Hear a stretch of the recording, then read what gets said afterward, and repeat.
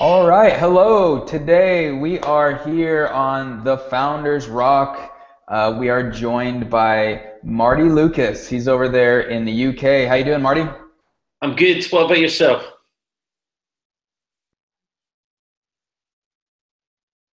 You kind of cut out. Can you say that again, please? No, I said I was super good. I was just curious about how your day was going. I'm more towards the end of my day. You're more at the start, so I'm in the future technically.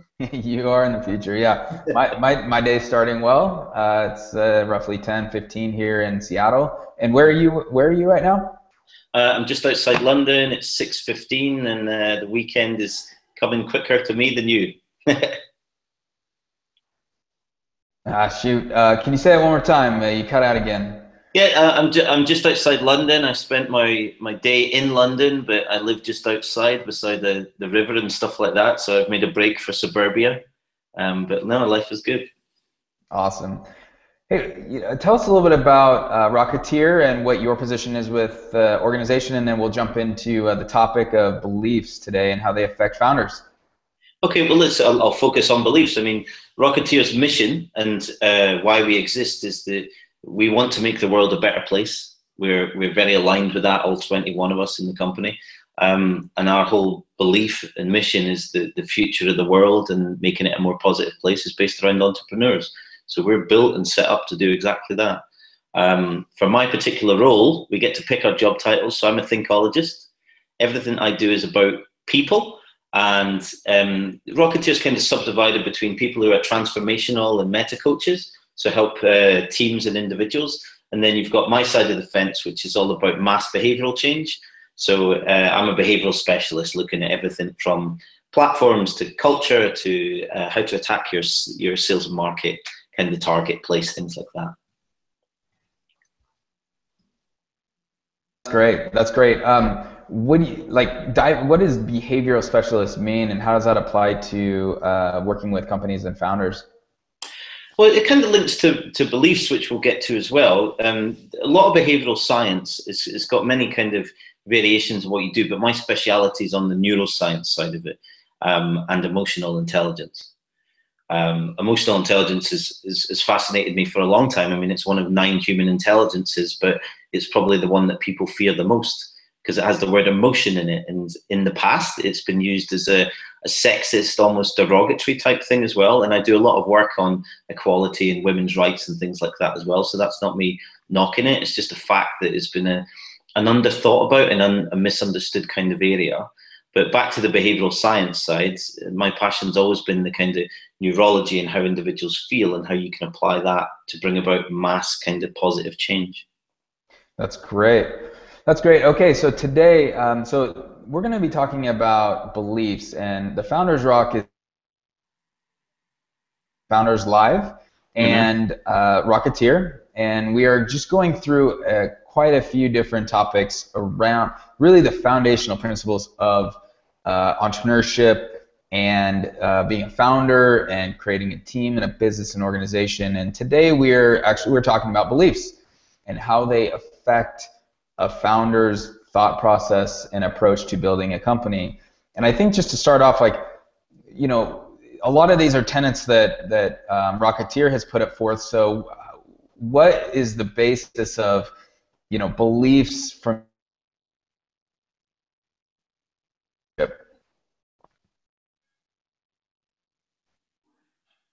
Can you just repeat the end of the question, Nick? It just cut out Yeah, a little. yeah. Beliefs, like in terms of from the Rocketeer standpoint, how do they come into play as a founder?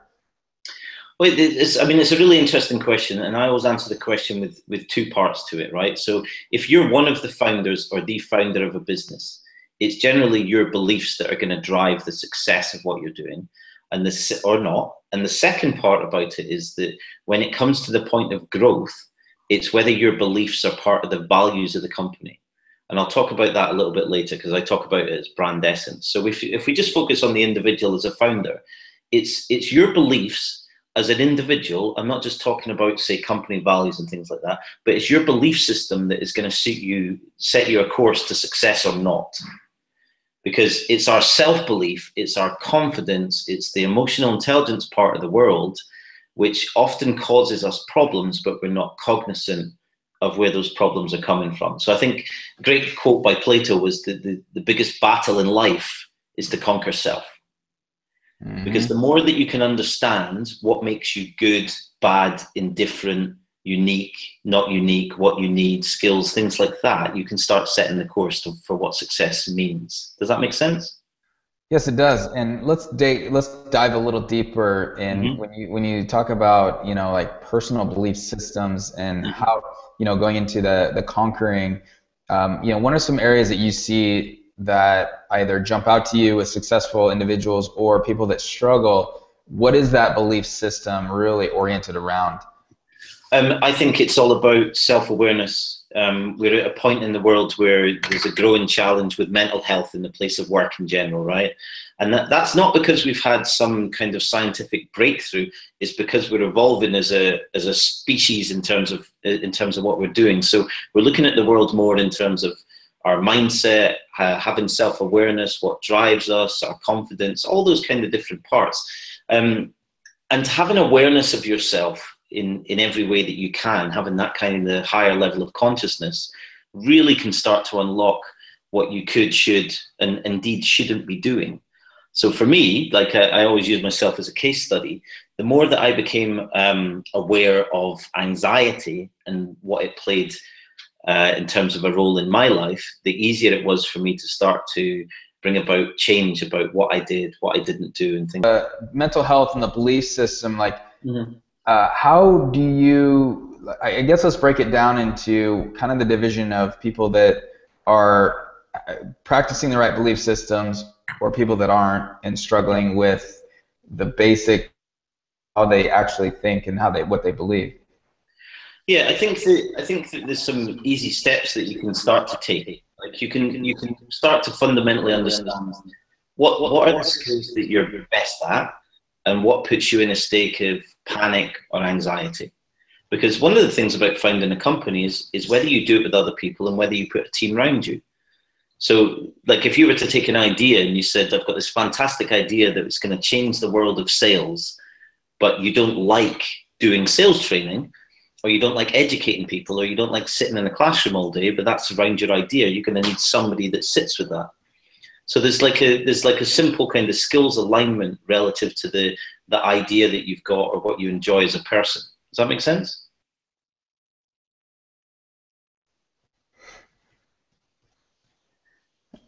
I'm not sure. And yeah, so I didn't catch all that. It's what I've noticed is founders or individuals of high performance have a few, like they have a certain way about them and a certain belief that basically, I don't know, it orients around a few things. And I think the first one is that they actually believe in themselves and how they're going to reach certain success principles. They just believe it's going to happen. Yes. The personal belief system, and not talking about what a company believes, personal beliefs of that founder, they just know that they're going to, in the end, achieve what they've set out to achieve. And I think the difference is people that have struggles, they somehow have a disbelief. They somehow doubt that they actually are going to succeed. Do you find that as well? 100%, absolutely. So we're talking about people who've found that success and found that balance of self and have that self-awareness, have a laser focus on exactly what they're doing, why they're doing it, when they're doing it. And I often find that in a kind of different context, I meet lots of entrepreneurs, startup founders who are kind of like, I describe them as like fireworks, in that they've got lots of different ideas, but they're not settling down on one. So it's almost about the self-confidence and things like that as well, is that when you're focused on something, when you know what you're good at and you're going to take it and you know what that plan is and that route to success, then it happens. I mean, to a degree as well, I know some very successful people that have designed their lives, their business, their cognitive thought pattern around the power of attraction and just using that as a thought process to allow them to focus, but also believe in what is going to happen for them.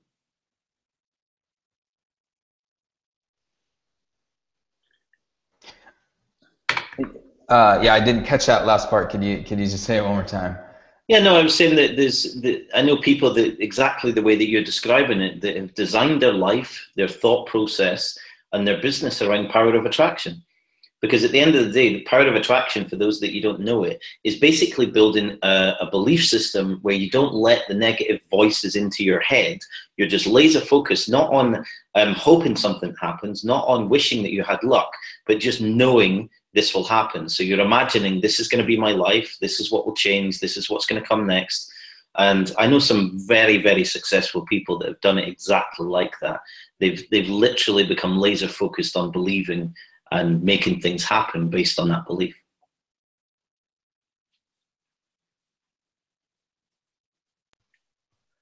And how much of that is like, how much of that is actually, lying to yourself and totally making up stories to believe that you're going to be the next, billionaire, and how much of that is actually quality psychological, like, I guess, psychological strength to just get through some of the challenging parts? Yeah, so you're absolutely right. It's a brilliant question, because you do get people that just say, okay, well, I'm just going to be a billionaire, and I'm going to wait until somebody gives me that $1 billion, right? And that's, unfortunately, it may happen, but it's fairly unlikely that that's going to happen. The people that I'm talking about have a very distinct plan, and what they're thinking about is the next achievement. They're not thinking about this giant big picture and 10 years in the future and all this money and things like that. They're talking a fundamental step-by-step plan that says, in order for me to get there, this is what I need to happen next. So if I'm going to sell to 50 people, this is what I'm going to do in social media. This is what I'm going to do in marketing. This is what I'm going to do in my network. So it's a very staged plan. So rather than saying, to get $1 billion, I need this, it's all done in little steps, but it's done with a belief of making it happen.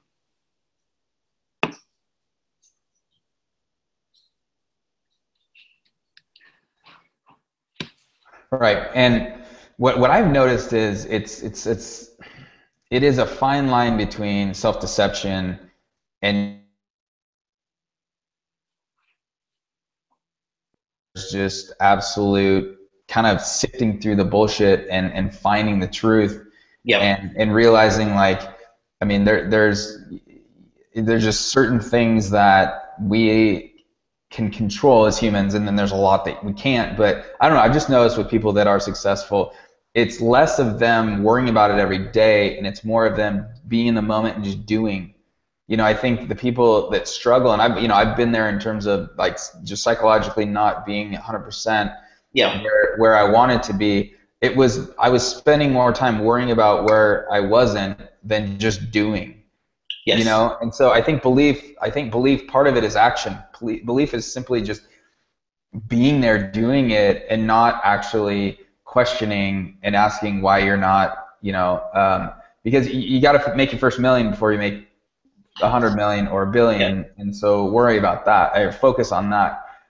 So I don't know. I think belief is such a unique thing, and it really does orient, though, around certain practices. So belief is an action, and I'm curious about what you tell the individuals that you guys work with around how to think properly and how to operate and actually do. Like, what sort of things do you touch on? So there's one thing that about what you're talking about that is a really interesting tip to start thinking about. So there's a phrase that I always give people to use and to put it into their journal, into their calendar, whatever gives them access to see it until it becomes a belief system. And that's the question: does this serve me?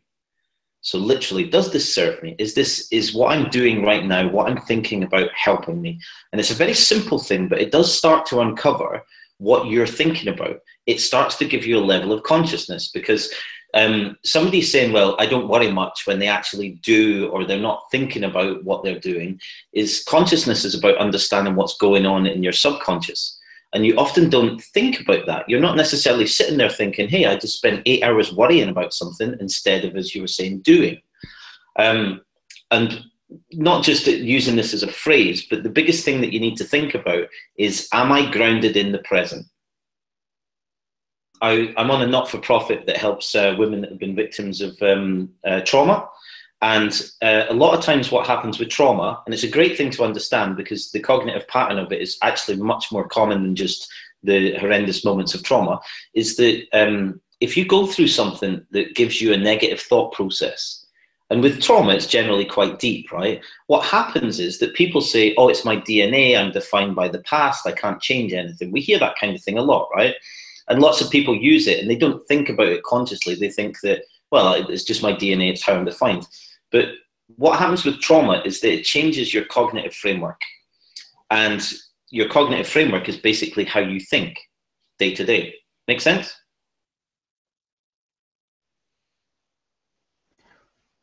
Sorry, I lost you again. Are we back? Okay. So I was saying your cognitive framework is basically how you think. So if you go through a moment of trauma, it changes the pattern of your brain. So if you think about somebody that's been through trauma, they've kind of got this, think about this cognitive pattern as like a cavern in your brain. And in order to start changing it, if you were to take a pebble and start scratching a piece of concrete, it's going to take you a long time and effort to start changing it. And getting out of trauma and creating a new cavern is difficult. So that's one example of people that have been through trauma are stuck in the past. And people who worry a lot are generally thinking either in the past, and they're thinking because of a negative situation or something that happened before. And you can actually apply exactly the same thought process for people that are projecting themselves into the future and thinking things aren't going to work. Does that make sense? Right, so it's a matter of, like, let's walk into that a little bit more in terms of how you go from being defined from your past to changing that and basically being defined by your current and future. Like, yes. That switch in their mind.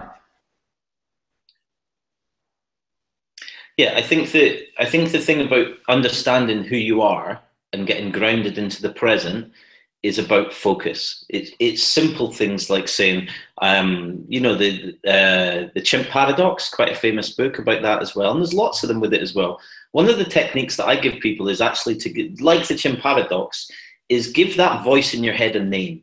So first of all, we're not all crazy. And if you're one of those people that has the voices in your head, we all do. That's how the brain works. That's cool. That's okay. But if you give the negative voice a character, you can have a little bit of fun with it. And then you can just say, no, I don't want to listen to you. And when that voice starts coming back, what you're basically doing is changing your habits.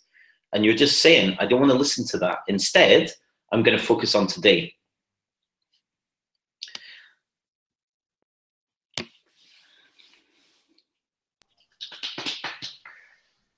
Hey. Yep, we're back.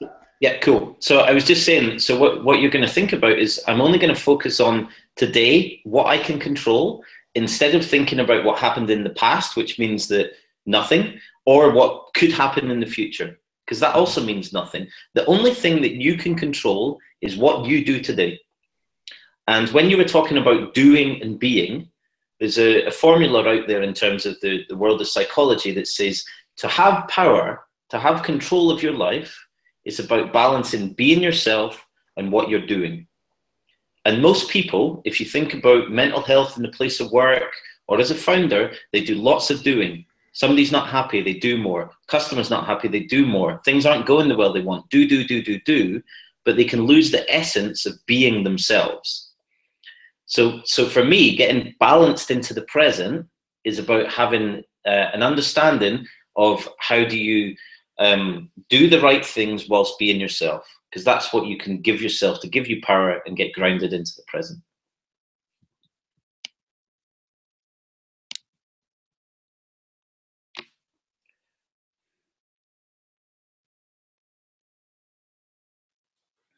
To how does belief step into and affect an organization, you know, starting from the top founders down through? Does it start with the founders and their belief systems filter into the organization that they build?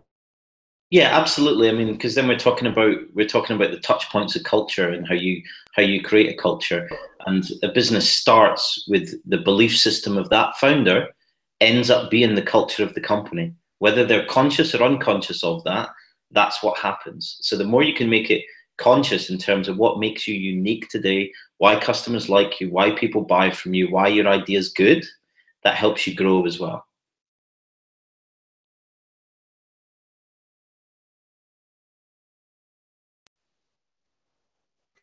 Okay, say that again. We didn't catch that.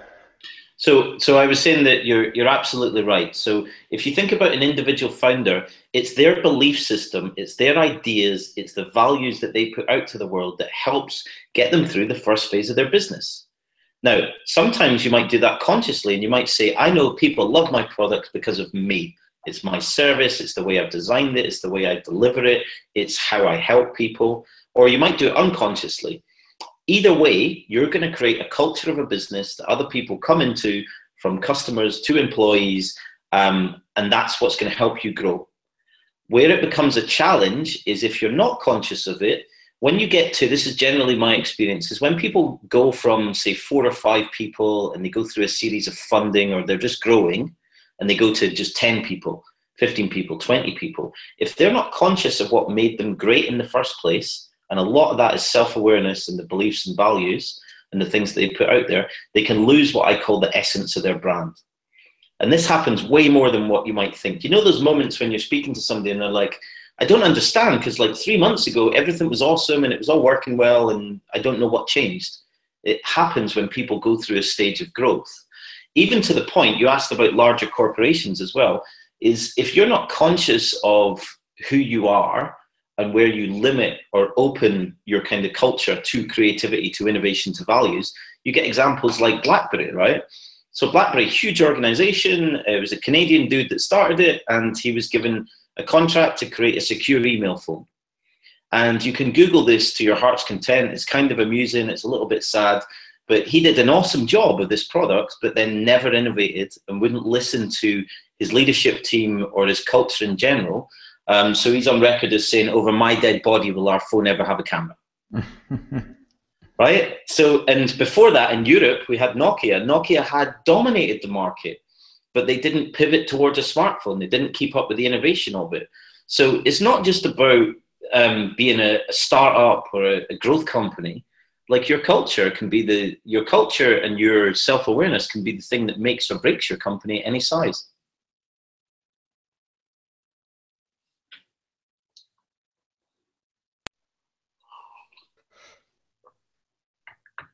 Okay. All right. Hey, Marty, we're about out of time here, but I think just some closing thoughts on, we were touching on the enterprise and how it affects clearly, like you're mentioning with, BlackBerry, it absolutely infiltrates the entire organization. If individuals are actually building companies right now, what would be a few takeaways if they are in leadership positions of infiltrating the culture and the belief system with more successful, like, foundational thoughts, principles, and culture? So I think the thing for me is the first thing is self-awareness. You have to be aware of what makes you unique, and equally the team that you need around you to cover for the skills that you don't have. Because we've all got a natural talent. If you think you can do everything, the reality is that most people can't, right? You can't just do everything, but you might have some very select talent. Surround yourself with other people like that. The second part for me is culture has many different touch points. It's not just about having values and putting a poster on the wall. It's about empathy. It's about emotional intelligence. It's about the easiest way to think about culture is how do I want to be treated every day? So if that's about civility, treating you like an individual, and you being listened to, then make that the same for everybody else. And the third thing for me is I think you can just surround yourself with people who you trust. Because the best thing about having a trusted network, whether it's friends or business associates, is they can tell you when you're being a dick. And that's always a plus. Absolutely. Yeah, it's I think those last two were absolutely spot on, and having a trusted network around you to literally, like, have permission to tell you you're wrong, you're off base, Yep. like you're being a dick, or you're like those sort of things are so damn important, and I think sometimes founders, because we can be very independent-minded, we tend to possibly not put the right team around us that actually tells us the truth. And so any founders out there, any entrepreneur looking at, you know, growing an organization, you got to put a team of trusted advisors and mentors around you that have permission to tell you absolutely the truth.